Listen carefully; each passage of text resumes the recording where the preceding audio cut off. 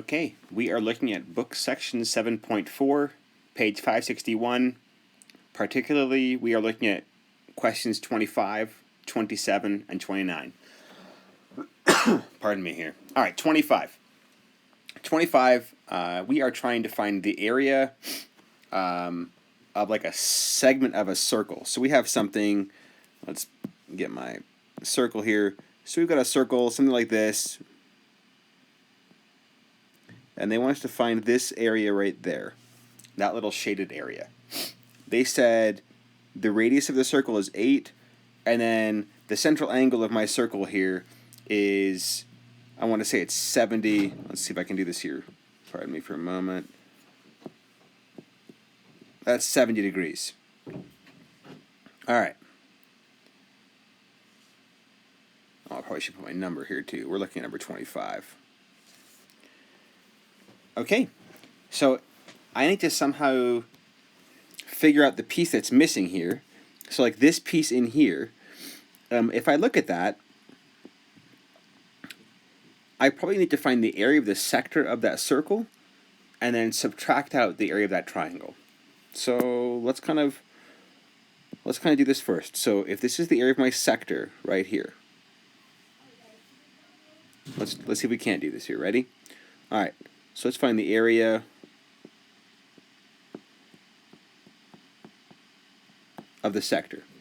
If we do that, I am going to look at part to whole. So I'm going to go the area of my sector. Let's go area sub s over my whole circle. That's going to be pi r squared.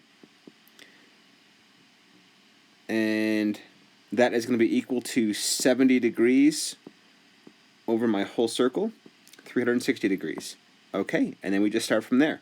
So I've got area over 64 pi is equal to, I have no clue what this fraction is. Give me just a second. So 70 divided by 360. It's nothing nice, so let's just call it 7/36. All right, I got to multiply both sides by 64 pi. And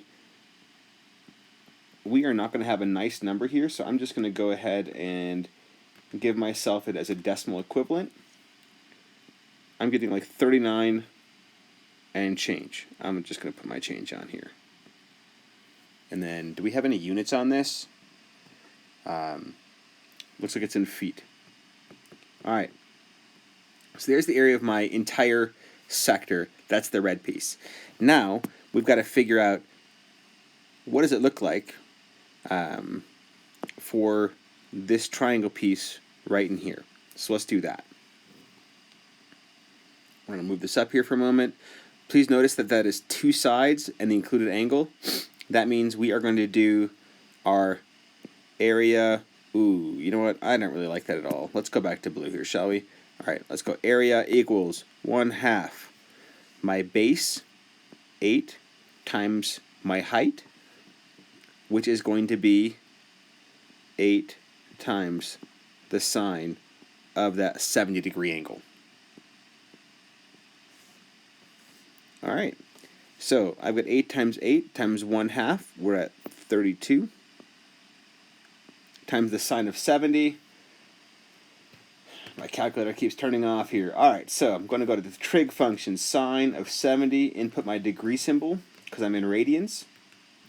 And then I forgot I should have done Control-Enter, and I'm getting this to be 0.93969. It keeps going. All right, I'm just going to do 32 times my answer, and that way I don't have to. That didn't work at all. Let's try that again. All right, we're going to move this up. I didn't have to write any of that stuff down, and I'm getting, this is 30.0702. Again, this is in feet, so we're at feet squared.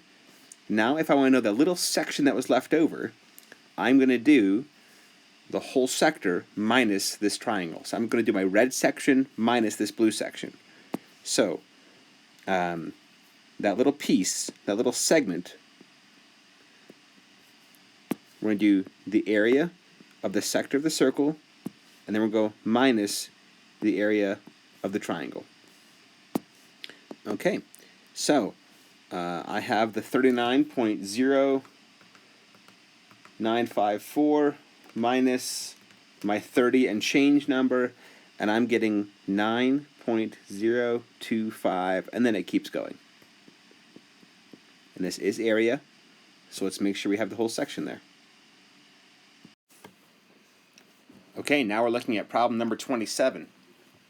It says the dimensions of a triangular lot are 100 feet by 50 feet by 75 feet. All right, I'm just going to mark my feet on here.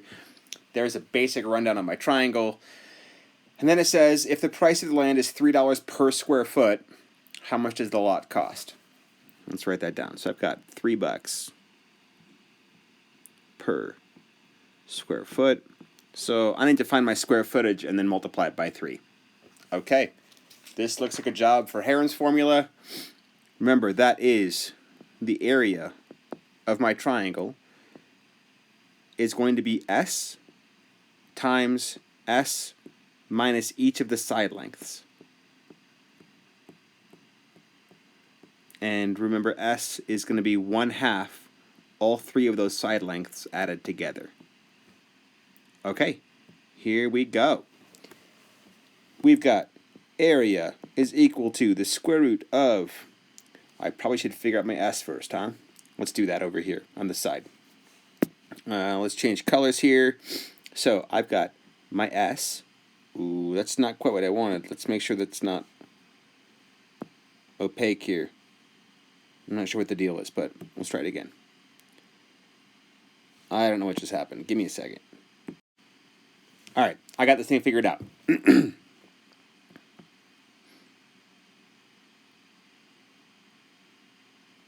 So my A times B times C, or A plus, I'm doing 100 plus 50 plus 75. That whole thing times 1/2. So 100 plus 50 plus 75. That gets me 225 times 1/2. Let's not try and write so small. That means my S value is equal to 112.5. That's what I'm going to use in this section over here. Okay, I've got 112. Let's try this again. 112.5 times 112.5 minus my A value. Okay, at this point, it doesn't really matter which one's A, which one's B, which one's C. I'm just going to do the 100 as my A value. I'm just going to walk around this circle. I'm going to do that 112.5 minus the 50.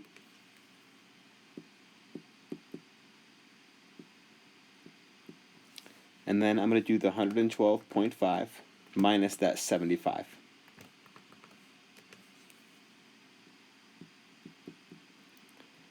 I'll multiply all those things together here. I've got 112.5 times 12.5 times 62.5 times 37.5. I'm getting a pretty big number here. So, I'm just going to write it. I'm getting 3.2959 times 10 to the 6th. If your calculator gives you an E6, that's what's happening. Let's move this thing up here. All right, let's take the square root of that thing. So square root of my answer, and I'm getting the area of this thing. Let's get rid of that little piece right there. Come on now, we can do it. Maybe we can do it. It doesn't want to get rid of it. Whatever. We won't make it. Looks like my area is 1815 point.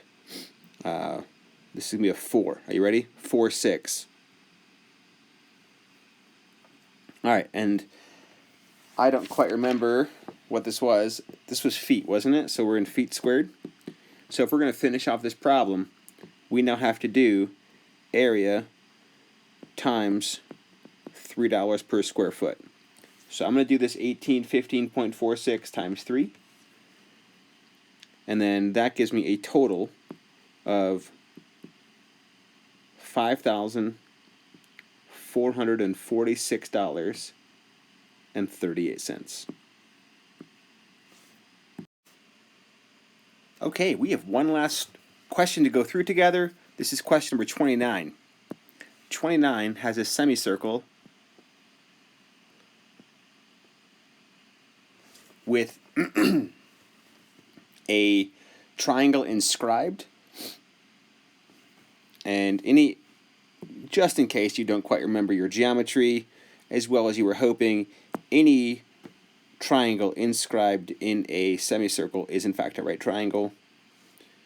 This side length over here, the entire side length is an 8. This side length is a 6, and we are trying to figure out this area outside of the triangle in the semicircle.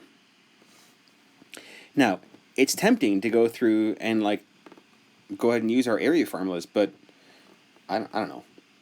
I'm okay doing that if you would like to, but it's not really necessary. We can try it though.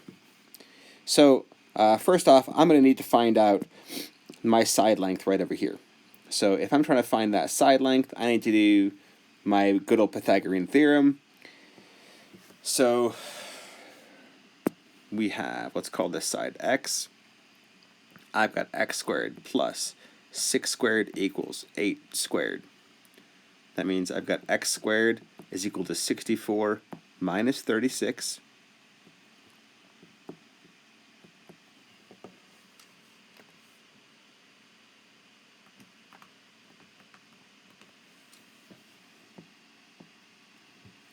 And I don't think we're going to get a nice number there.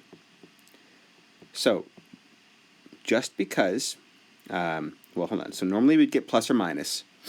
We can ignore the minus because this is a side length, so we're just going to undo that for a moment. We're just going to take the positive one. I'm not going to try and reduce this yet because I'd really like an exact answer. So let's go from here. We're going to say, all right, we know that this length is the square root of 28. All right, so let's try and figure this out. You could make a decision that you wanted to do one of the area formulas from before, but guys, I would just do base times height times 1/2. And let's go ahead and just use this 6 as my base and this square root of 28 as my height. That means, as we're looking at doing this, the area of our triangle is just going to be 1/2 times 6 times the square root of 28. So let's call that 3 root 28. Alright, so that's a 3. I apologize for my handwriting on the tablet. We're still getting used to each other. Now I've got to figure out my area of my semicircle. So the area of the semicircle, let's, what is that, like a radius of 4 probably? 4 here and 4 here, if that whole bottom is 8. So that means the area of my circle is going to be pi r squared. That's going to be 16 pi. And that means the area of my semicircle is just going to be half of that. So 8 pi. That's kind of nice. Okay, so it looks like the leftover pieces are just going to be my semicircle minus my other one. So let's do this. We're just going to go, my area is going to be 3 root 28 minus 8 pi. And then that looks kind of gross. Let's just go ahead and give a decimal answer for that. I mean, if you want it to be exact, we could leave it there, but that just feels so unsatisfying. All right, minus 8 times, please don't use 3.14, use the pi symbol on your calculator. You know what's funny? My calculator just gave this as an answer because it's helpful. Really? Let's try that again for decimal. Go back in, and then I'm going to do Control Enter. Let's force this thing into a decimal. Ooh. That's scary. I'm getting... Oh. I'm getting negative 9.25823. Oh man, check that out. I totally mixed this up. You see this? This one and this one? Those should be switched. My friends, this is what we want, but it needs to be positive. Let's fix that, eh? And rather than erasing the scene of the crime, we're just going to like own my mistake. Let's try that again. My area is going to be 8 pi minus 3 root 28, and then that is going to be a positive 9.25823, and I believe this thing was, I want to say it was in centimeters, so we're going to go centimeters squared. Alright, well I'm a bit chagrined by that mistake, but not enough to actually redo the video. Okay, cheers folks.